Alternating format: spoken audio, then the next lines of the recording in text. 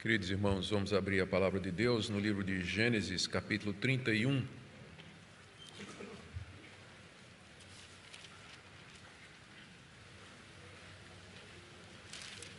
Vamos ouvir a leitura do verso 1 até o verso 21.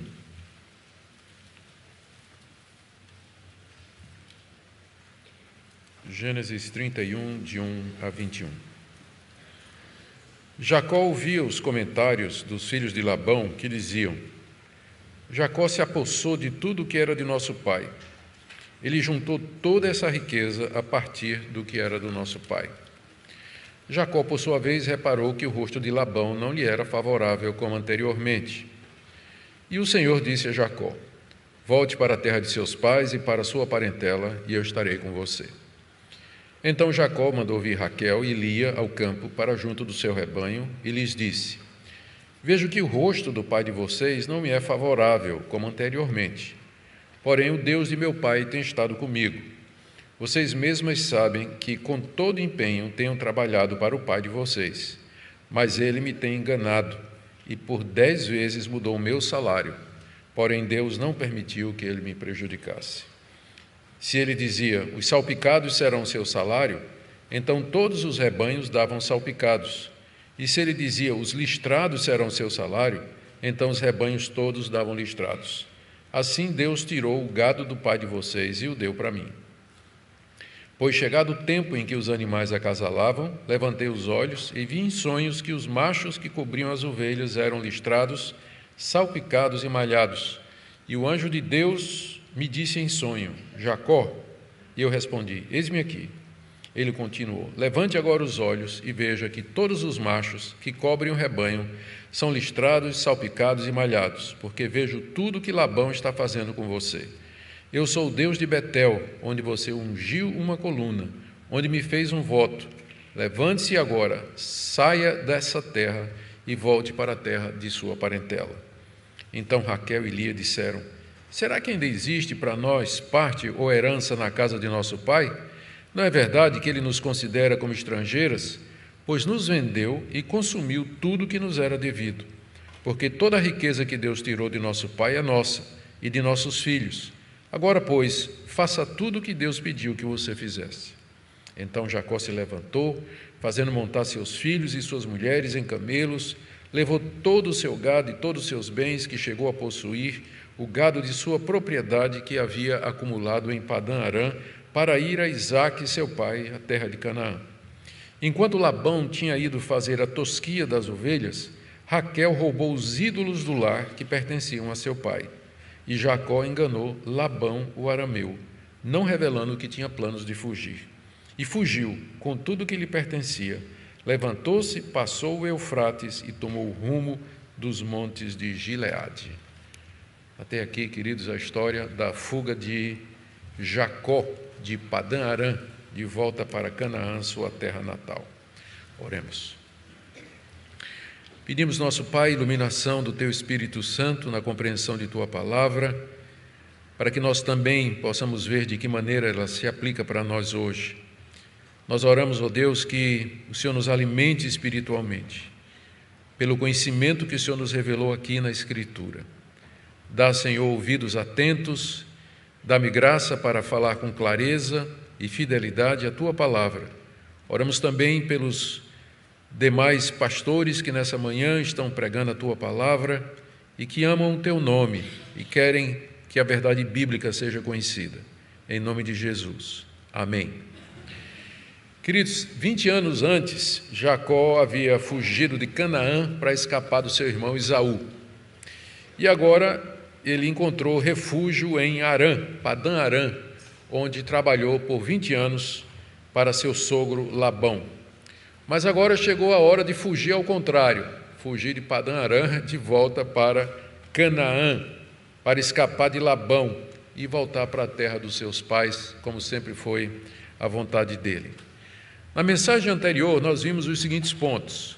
Jacó tinha pedido a Labão para voltar para casa, com suas esposas e filhos, ainda que ele não tinha patrimônio, ele não tinha nada. Labão insistiu que ele ficasse, porque sabia que a prosperidade que tinha vindo sobre a sua casa era por causa do trabalho de Jacó e por conta da bênção de Deus sobre ele, transmitida para Labão. E ele prometeu dar a Jacó o salário que Jacó quisesse.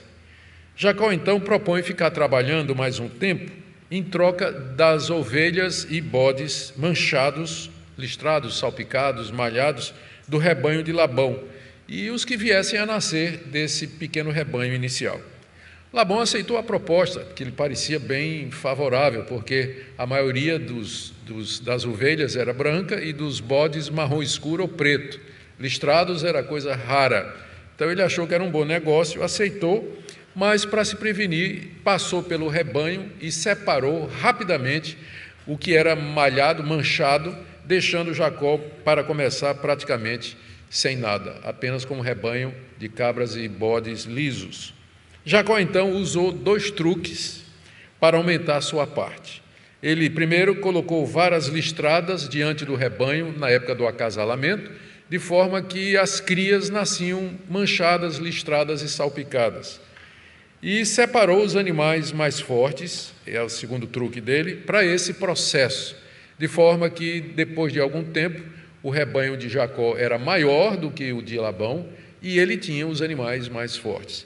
Naturalmente ele estava agindo dentro do conhecimento da época. A gente sabe que ovelhas não vão dar cria, a textura da pele das suas crias não depende daquilo que elas observam durante o acasalamento, mas era assim que se pensava na época. A gente já viu que Deus age no período do Antigo Testamento dentro do conhecimento das pessoas da época, dentro dos costumes e das práticas que eram feitas naquela época. À medida que a revelação vai prosseguindo, mais luz vai sendo lançado até que nós chegamos à revelação final em Cristo Jesus. Mas era assim que funcionava e foi através disso que Deus abençoou Jacó, de maneira que no final ele se tornou um homem rico, um homem com um grande patrimônio em termos de gado e outras coisas. E tudo isso apontou para Jacó que estava na hora dele voltar para casa definitivamente.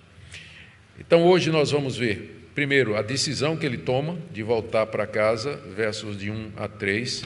Depois ele compartilha essa decisão com as suas esposas, que eram filhas de Labão. E terceiro, ele de fato foge com tudo que ele tem, voltando para Canaã. Era um peregrino, né? Vivia fugindo. Quando não era do irmão, agora do tio.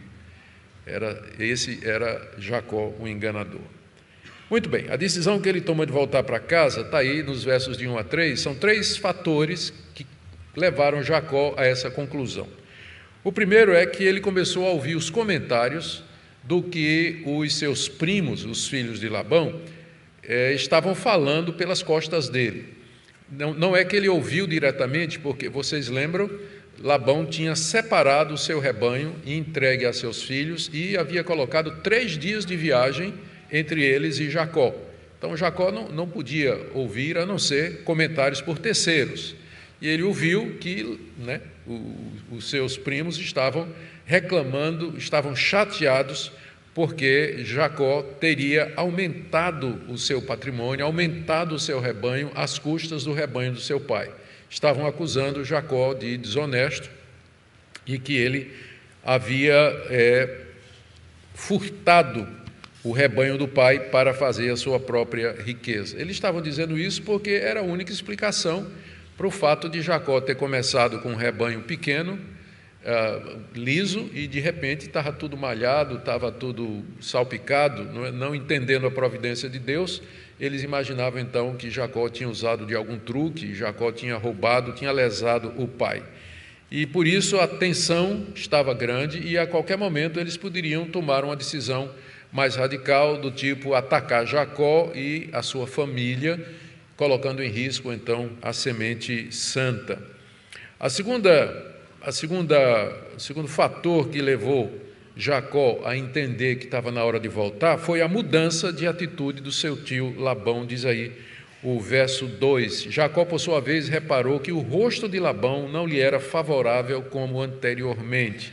Antes, Labão queria que Jacó ficasse, mostrou favor, deu o salário que Jacó queria, mas agora fechou a cara. provavelmente porque estava escutando o que os seus filhos estavam dizendo e acreditou no que os filhos estavam dizendo. Pai, esse Jacó está roubando o senhor. Ele está ficando cada vez mais rico, com mais gado, e o seu rebanho está diminuindo. Ele está roubando o senhor. E Labão ouviu os filhos, e aí fechou a cara para Jacó. Já não tratava Jacó com a mesma amizade e favor de antes. O terceiro fator, e o decisivo, foi uma visão da parte de Deus no verso 3. E o Senhor disse a Jacó: volte para a terra de seus pais e para a sua parentela, e eu estarei com você. Deus ordenou que ele voltasse para casa, especificamente para a terra dos seus pais, a terra de Abraão e Isaque, a terra prometida por Deus a eles, e onde estava o que restava da parentela de Jacó, Isaque e Rebeca e o seu irmão Esaú. Deus diz aqui que eu estarei com você, promessa de Deus repetida, uma promessa que ele fez a Jacó cerca de 20 anos, quando Jacó vinha fugindo de Esaú, a caminho de Padã Arã, dormiu uma noite perto de uma cidade chamada Luz, usou uma pedra como travesseiro, e naquela noite Deus lhe apareceu e disse: eu estou com você e o guardarei para onde quer que você for. Farei com que você volte para essa terra, porque não o abandonarei até que eu cumpra tudo aquilo que lhe prometi. Gênesis 28, 15. Deus tinha feito essa promessa e agora ele estava cumprindo e lembrou disso a Jacó, dizendo: está na hora de você voltar. Essas três coisas convenceram Jacó que o momento era esse. Em seguida, segunda parte aqui do nosso texto, ele compartilha essa decisão com Raquel e Lia. Diz aí o verso 4, ele mandou vir Raquel e Lia ao campo para junto do seu rebanho. Ele fez isso provavelmente porque queria privacidade, né? Não queria que ninguém ouvisse os planos dele. Talvez um servo poderia ouvir e passar para Labão e estragar o projeto que ele tinha.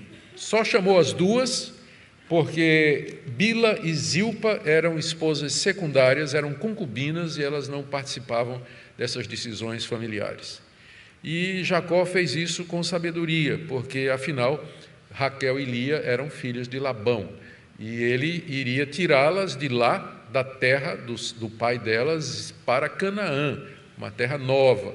Então era importante que tivesse a aquiescência e o consentimento das duas esposas. Ele usou 4 argumentos para convencer a Raquel e Lia de que estava na hora de ir embora e sair da casa do pai delas e ir com ele. Primeiro, a mudança no rosto de Labão, no verso 5. Jacó disse a Raquel e Lia: vejo que o rosto do pai de vocês não me é favorável como anteriormente, porém o Deus de meu pai tem estado comigo. O primeiro argumento foi esse. Labão já não via Jacó do mesmo jeito, já não tinha mais condições de manter aquele relacionamento de trabalho. Labão estava achando que Jacó o estava roubando. Isso já tinha levado a uma mudança de cara, né? Já tinha fechado a cara, e possivelmente em breve uma mudança de atitude, uma retaliação para tomar de volta o rebanho. Apesar disso, Jacó diz aí no verso 5, Deus tinha estado com ele. Apesar da desconfiança de Labão, apesar da perspectiva de perigo, um assalto da parte dos seus parentes ali em Padã Arã, Deus tinha estado com Jacó e o tinha abençoado e o protegido em tudo, porque afinal é isso que importa. Se Deus é por nós, quem será contra nós? Quem seria Labão contra Jacó, uma vez que Deus estava com ele? O segundo argumento que ele usa para convencer as suas esposas é das vezes que ele foi enganado pelo pai delas e que não tinha mais condições de suportar ser logrado pelo pai. Ele lembra no verso 6 que elas sabiam e eram testemunhas de quanto ele trabalhou. Verso 6, vocês mesmas sabem que com todo empenho tenho trabalhado para o pai de vocês. Elas sabiam disso. Jacó era um trabalhador árduo, ele era um pastor experiente e através do seu trabalho o pai delas havia prosperado.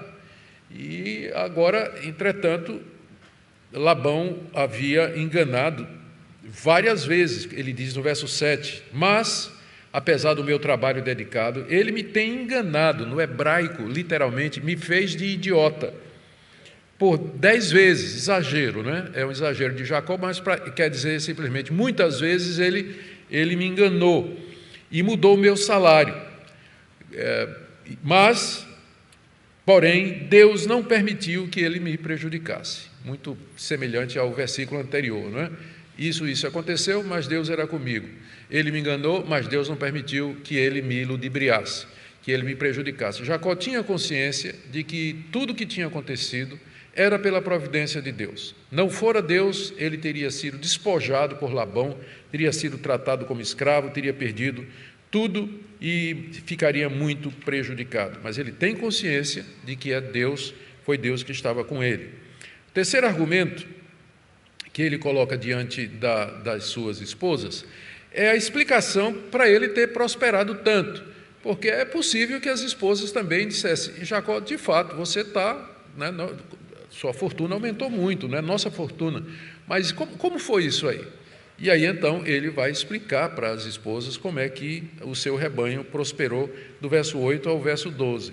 Em linhas gerais ele diz o seguinte: Deus fazia com que as ovelhas dessem cria conforme o salário determinado por Labão. Verso 8. Se Labão dizia, os salpicados serão o seu salário, então todos os rebanhos davam salpicados. Se ele dizia, os listrados serão o seu rebanho, então os rebanhos todos davam listrados. E aí no verso 9 a explicação: assim Deus tirou o gado do pai de vocês e o deu para mim. Eu enriqueci por conta disso, porque Deus viu que eu estava sendo enganado e me protegeu. Quando Labão dizia, olha, o gado que nascer salpicado, esse é seu. Aí as ovelhas só davam cria salpicada. Aí Labão via que estava perdendo o negócio e mudava, e dizia, não, então é os manchados agora. Aí o rebanho só dava manchado. Deus usando os truques de Jacó, nós vimos isso na vez anterior, né, das varas listradas, para tirar o gado de Labão e passar para Jacó, o seu protegido. Então Jacó tinha consciência, a conclusão dele foi essa: olha, quem tirou o gado do seu pai e deu para mim foi Deus, porque foi ele. Toda vez que Labão mudava, a coisa era revertida por Deus dessa maneira. E ele menciona aqui para uma coisa que não tinha sido dito antes, não é? Que tudo aquilo que ele fez foi com base numa visão. Verso 10: chegado o tempo em que os animais acasalavam, levantei os olhos e vi em sonhos que os machos que cobriam as ovelhas eram listrados, salpicados e malhados. Isso Jacó não tinha dito, nem Moisés tinha dito ao narrar a história na passagem anterior. Mas a ideia de colocar as varas listradas no bebedouro durante o período do cio, quando o rebanho acasalava, foi de um sonho que Jacó teve, que Deus deu para ele, como que dizendo, vai ser assim que você vai prosperar. Então foi por inspiração de Deus que ele fez esse tipo de coisa. E agora, então, diante de tudo isso, ele diz no verso 11 que recebeu de Deus, isso ele já tinha adiantado no verso 3, né? É a mesma visão do verso 3, quando Deus disse a Jacó, volte para a terra de seus pais, para a sua parentela, ele aqui agora repete para as suas esposas com mais detalhes, dizendo, e o anjo do Senhor me disse em sonho, Jacó, e eu respondi, eis-me aqui. Ele continuou, levante agora os olhos e veja que todos os machos que cobrem o rebanho são listrados, salpicados e malhados, porque vejo tudo que Labão está fazendo com você. Por inspiração de Deus, dando esse sonho, foi que Jacó usou aquela estratégia. E Deus abençoou aquilo que era o costume da época, não tem nada científico nisso aqui, não existe nenhuma relação entre as coisas, mas era assim que se pensava, e Deus usou isso aí naquela época para tirar o rebanho de Labão e dar para Jacó. E Deus fez isso por dois motivos. Primeiro, para cumprir a promessa de que ele fez a Jacó, de que o faria próspero, de que faria com que ele tivesse muitos bens. E segundo, para punir o arameu Labão, que estava enganando Jacó, seguindo aquilo que Deus tinha dito a Abraão, eu abençoarei os que te abençoarem e amaldiçoarei os que te amaldiçoarem. Labão era pedra de tropeço para Jacó. e Deus então estava tratando Labão de acordo com os termos da aliança. Uma vez que Labão não era bênção para Jacó, então ele ia sentir a mão de Deus. E, de fato, Deus estava fazendo isso, tirando do rebanho dele e enriquecendo a Jacó. Ele estava não somente abençoando Jacó, mas também punindo. Interessante aqui que quem apareceu a Jacó no sonho foi o anjo do Senhor. Verso 11, o anjo do Senhor me disse em sonho. E esse anjo, quando ele aparece no Antigo Testamento, ele é diferente dos demais anjos, porque ele age como Deus e ele fala como Deus. Se você seguir o restante da narrativa, o anjo diz no verso 13, eu sou o Deus de Betel. O anjo do Senhor é a própria presença de Deus. Alguns estudiosos acham que é Deus Filho. O anjo do Senhor é Deus Filho, Senhor Jesus se manifestando no Antigo Testamento antes de encarnar e se tornar um de nós, porque é o único anjo do Antigo Testamento que, quando aparece, fala como Deus, aceita a adoração, se identifica como sendo o Todo-Poderoso. Então, nós podemos imaginar que pode ser a própria pessoa do Senhor Jesus, que sempre esteve presente no Antigo Testamento, guiando e abençoando o seu povo. E, por último, verso 13, o quarto argumento, nós estamos aqui vendo como Jacó está convencendo as suas esposas de que, filhas de Labão, que está na hora de ir embora. Está na hora de ir embora, né? Já vimos a mudança do rosto de Labão, as vezes que ele foi enganado, e a razão de ter prosperado, que era Deus que tinha feito isso, e agora ele diz, Deus mandou que a gente fosse. Ele cita, né, que nesse sonho, Deus lhe mandou, no verso 13, eu sou Deus de Betel, onde você ungiu uma coluna, onde me fez um voto. Levante-se agora, saia dessa terra e volte para a terra da sua parentela. Ele é o Deus, não é que ele é o Deus de Betel, que mora em Betel, mas é o Deus que havia aparecido na cidade de Betel, que quando Jacó estava fugindo do seu irmão, vindo para Padã-Arã. Lá, depois daquela visão da escada, em que Deus havia refeito e reafirmado, reforçado as promessas, Jacó havia dedicado uma coluna de pedra a Deus, consagrando com azeite derramado sobre ela, e fez um voto. Eu vou ler o voto aqui de Jacó naquela ocasião. Se Deus for comigo e me guardar nessa jornada que empreendo, de ir lá a Padã-Arã, e me der pão para comer e roupa para vestir, Deus deu muito mais do que isso. De maneira que eu volte em paz para a casa de meu pai, então o Senhor será o meu Deus, e a pedra que pus como coluna será a casa de Deus, e de tudo que me concederes, certamente te darei o dízimo.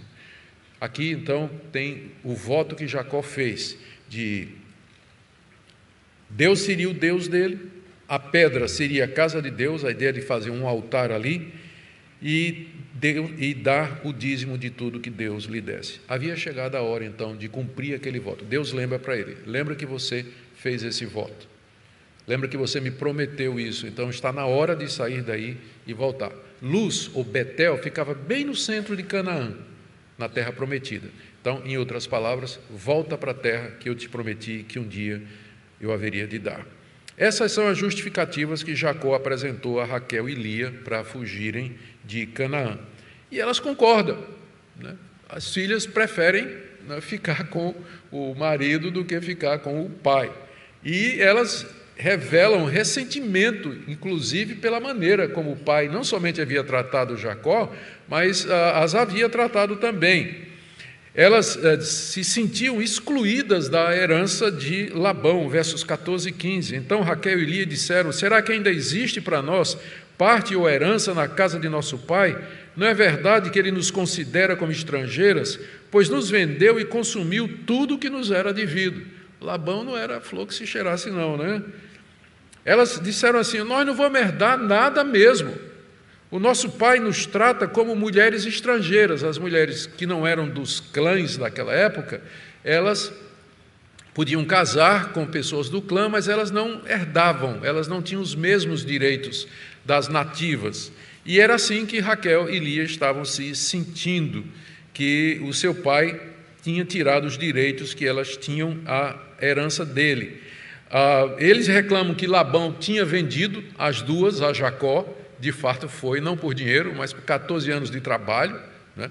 Nosso pai nos vendeu e, pior, pegou o que era devido e torrou, não é? Pois vendeu e consumiu tudo que nos era devido. Textos antigos da Mesopotâmia, que foram achados na cidade de Nuzi, que hoje é o Iraque. As escavações começaram em 1925, mais ou menos. São muitos textos legais, textos jurídicos, e que comprovam que naquela época, na época de Abraão, Isaque e Jacó, o dote que o noivo pagava para o pai da noiva, a noiva tinha uma parte nisso, a filha ficava com a parte da riqueza ou do presente que o noivo dava pela filha. E confirmado aqui pelo que ele está dizendo, né? Lia e Raquel estão dizendo que ele pegou a parte que era delas, que era parte do trabalho de Jacó durante os 14 anos, e consumiu absolutamente tudo. Elas disseram, então, financeiramente falando, a gente não tem a menor expectativa de ficar com o nosso pai, porque o que era nosso ele já torrou e nos trata como estrangeiras, nós não temos nenhuma parte com isso. Por outro lado, verso 16, aquilo que Jacó havia adquirido pertencia a elas e aos filhos delas também, como ela diz aqui, no verso 18, verso 16, porque toda a riqueza que Deus tirou do nosso pai é nossa e de nossos filhos. Agora, pois, faça tudo o que Deus pediu que você fizesse. Então, depois de ouvir toda a argumentação de Jacó, essas duas filhas ressentidas com o pai, pelo tratamento que o pai tinha feito, não tinha segurança nenhuma em ficar ali com Labão, porque não tinha mais absolutamente nada, entendiam que o futuro delas realmente estava com Jacó, porque lá elas tinham parte na herança, tinham parte no rebanho, e os filhos também teriam toda essa participação. Então, elas concluem dizendo aí, no final do verso 16, faça tudo o que Deus pediu que você fizesse. Vamos embora, estamos dispostos a fazer isso. Uma vez obtido o consentimento das esposas, então Jacó foge de Labão com tudo o que tinha, verso 17 ao verso 21. Aproveitou uma ocasião em que Labão foi tosquiar os rebanhos. Geralmente isso acontecia na primavera e era alguma coisa que demandava muito trabalho e muito tempo. Então, aproveitou o momento que Labão estava fora e ele toma as providências para voltar para casa. Diz aí o verso 17 que ele se levantou, fez montar seus filhos e suas mulheres em camelos, reuniu todo o rebanho. Aí no verso 18, levou todo o seu gado, todos os seus bens que chegou a possuir, o gado de sua propriedade que havia acumulado em Padã Arã, para ir a Isaque, seu pai, à terra de Canaã. Isso aí seria uma viagem muito longa, cerca de 675 quilômetros. E um detalhe aí, verso 19, enquanto Labão tinha ido fazer a tosquia das ovelhas, Raquel roubou os ídolos do lar que pertenciam a seu pai. Os ídolos do lar eram pequenas imagens de deuses que Labão guardava em casa, pois ele era pagão, ele era idólatra. O serviço que ele prestava a Deus era de boca somente, mas na prática, Labão praticava feitiçaria, adivinhação e tinha essas imagens dentro de casa, como muitos católicos têm em casa, às vezes imagem de Maria, imagem de santos ou de Jesus e tudo mais. Então Labão tinha essas imagens em casa e provavelmente não, com certeza, ele oferecia culto a essas imagens. Raquel, essas imagens eram usadas para proteção e para adivinhação. Raquel aproveitou que o pai estava longe, tosqueando as ovelhas, entrou na tenda dele, na casa dele, e roubou aquelas imagens para levar com ela para Canaã. Não está clara aqui no texto a razão pela qual Raquel teria feito isso. Algumas hipóteses. Primeiro, pelo valor monetário, porque às vezes essas imagens eram de ouro, de prata, e ela queria uma compensação. Ela acabou de dizer que tinha sido roubada pelo pai. Então, aqui seria uma espécie de compensação. É possível. Ou então, poderia ser que ela acreditava realmente que aquelas imagens eram usadas para adivinhação pelo seu pai, e ela não queria que o pai usasse aqueles ídolos para prejudicar a fuga deles. Então ela foi lá para tirar os ídolos, para que Labão não adivinhasse ou não descobrisse o que é que tinha acontecido. Pode ter sido. Mas o mais provável era que Raquel não tinha se livrado do paganismo. Ela foi criada ali, naquela religião, era a religião do pai dela. Ela conhecia o Deus de Israel por conta das tradições que vinham de Abraão, mas o pai era pagão, a família provavelmente toda era pagã. E ela entendia que aquelas imagens forneciam proteção e ajuda. Por isso, na hora de fazer essa longa viagem, ir para um terreno desconhecido, ela queria se sentir protegida, e aí foi lá e pegou os deuses do seu pai, os ídolos do seu pai, esquecida de confiar somente em Deus. E aqui, essa matriarca difere de Sara e Rebeca, que não eram pagãs, mas tementes a Deus somente. Mas a Raquel, ela tinha ainda esse pezinho dentro do paganismo. Jacó não revelou seus planos a Labão, verso 20, enganou o arameu, não revelando que tinha planos para fugir. Ele sabia que Labão não ia deixá-lo fugir em paz, ou sair em paz, provavelmente ia querer ficar com o rebanho, sob a acusação de que Jacó o tinha roubado, e aí ele foge para Canaã com tudo que tinha. Imagina a caravana: camelo, jumento, gado, servos, tendas amarradas, uma verdadeira caravana, não é? E ele vai embora com os filhos, os 11 filhos, a filha Diná, as 4 mulheres, servos, e ele se levanta e parte, atravessa o rio Eufrates com toda aquela caravana, e pega o rumo das montanhas de Gileade. Se você olhar no mapa da Palestina, Gileade vai ficar à direita, a leste do rio Jordão, para fazer uma viagem, eu disse 675, perdão, é 645 quilômetros de distância, a pé, com os filhos e tudo aquilo. Imagine, né, a jornada, era coisa para meses. E o destino era a casa de seu pai, lá em Beceba, que ficava do outro lado do rio Jordão. Essa é a fuga de Jacó, lá de Padã Arã, para voltar à terra da promessa que Deus lhe havia dado, como havia dado a seu pai e a seu avô.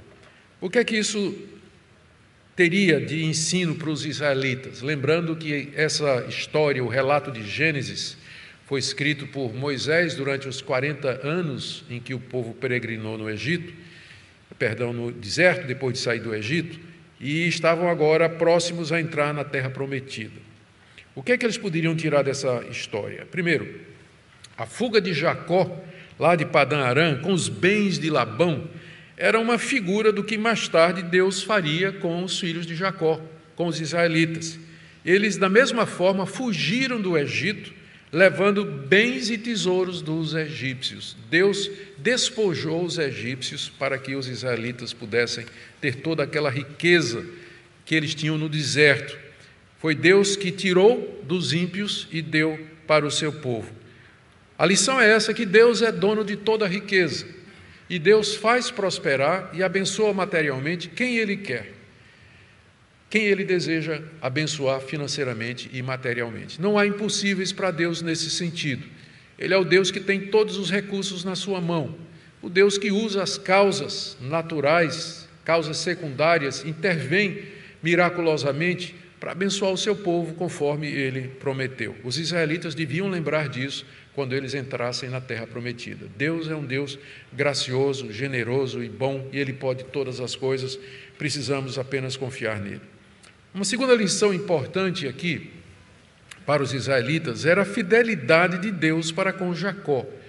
Deus prometeu e cumpriu tudo o que disse, tudo que Ele tinha dito a Jacó em Betel, Ele fez acontecer.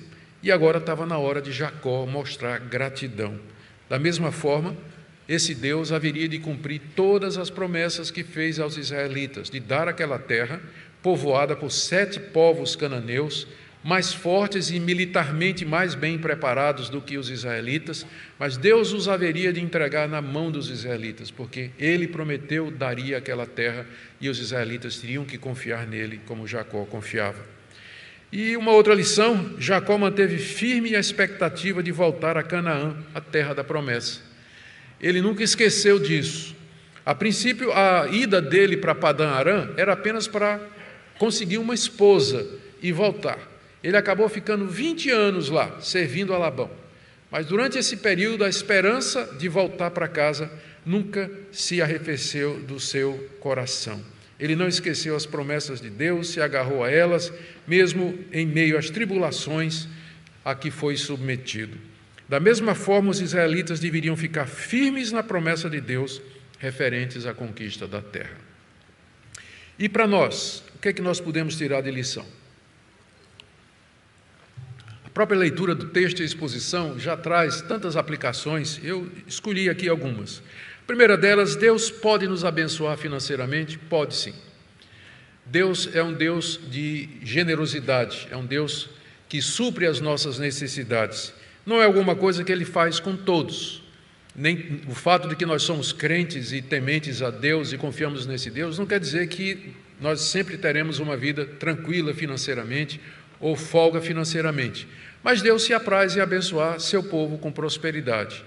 E Ele espera que nós usemos os recursos de maneira correta para a expansão do seu reino e para abençoar as pessoas necessitadas.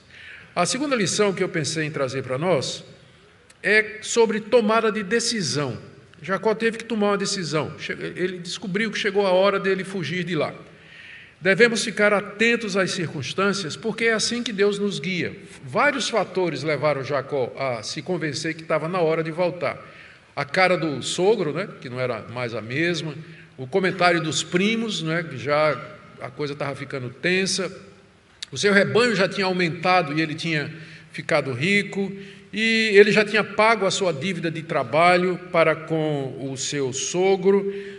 Então, olhar os fatos, entender os acontecimentos, fez com que ele chegasse à conclusão que estava na hora de ir embora. E Deus confirmou aquilo que ele já sentiu que era a hora. Deus confirmou através de um sonho, como era costume naquela época. Da mesma forma, queridos, Deus nos guia hoje pela providência. Todos nós temos que tomar decisões, fazer escolhas. Como é que Deus nos fala? Como é que a gente sabe a vontade de Deus? A primeira coisa é observar a providência de Deus. Portas abertas, portas fechadas, situações favoráveis, caminhos que se abrem, caminhos que se fecham ou se estreitam. A gente deve lembrar que Deus está por detrás de tudo o que acontece. Segundo, a gente tem que lembrar dos princípios que a Bíblia nos mostra com relação à tomada de decisão.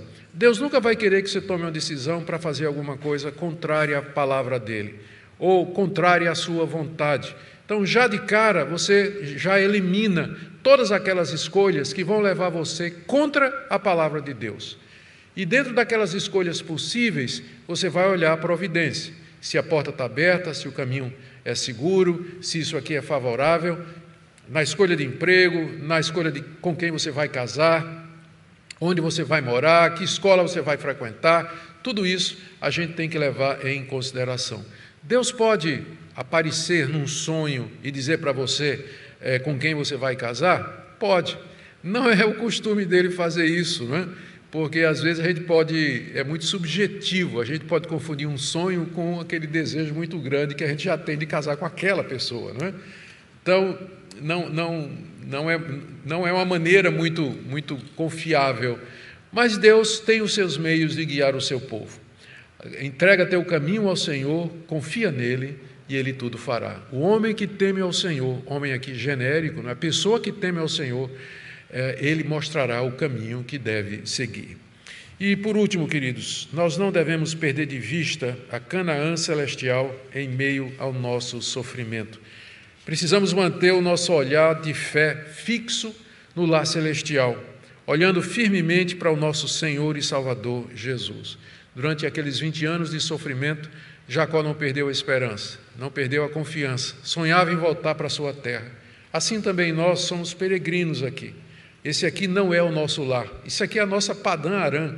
Nós caminhamos para Canaã, estamos fugindo desse mundo para Canaã, onde o Senhor Jesus nos aguarda com o novo céu e a nova terra, onde habita a justiça. Amém? Que Deus renove a fé de vocês, a confiança nesse Deus maravilhoso, nas suas promessas, e vamos servi-lo aqui em Padã Arã até que chegue a hora da gente entrar em Canaã. Amém?